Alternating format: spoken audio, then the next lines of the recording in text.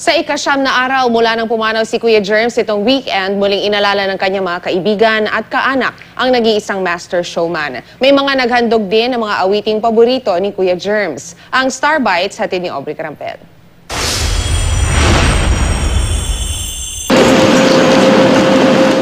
Isang misa ang idinaon sa Sampaguita Gardens sa ika-9 na araw ng pagpanaw ni Master Showman Herman Moreno.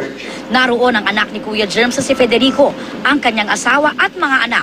At ang mga hipag ni Federico na sina Vina Morales at Shaina Magdayaw.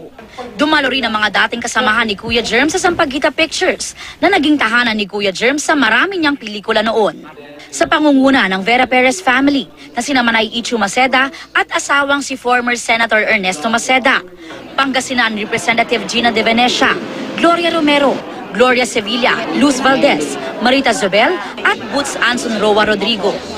Sina Nova Villa, ang mag-asawang Romnick Sarmenta at Harleen Bautista, Tape Incorporated SVP and COO Malud Choa Fagar at sina Senator Tito Soto at Helen Gamboa. Napakalaking kawalan ni Kuya Germs sa atin. Hindi namin siya tinatawag ng Kuya Germs eh. Ang tawag namin sa kanya, paring Herman eh. Wala nang kapalit, ano? Kaya naman ang ganun tinatawag nila sa amin. Wala na. Siyempre, nag-iisa lang yung Kuya Germs. Pagkatapos ng misa ay muling inalala si Kuya Germs ng mga kaibigan.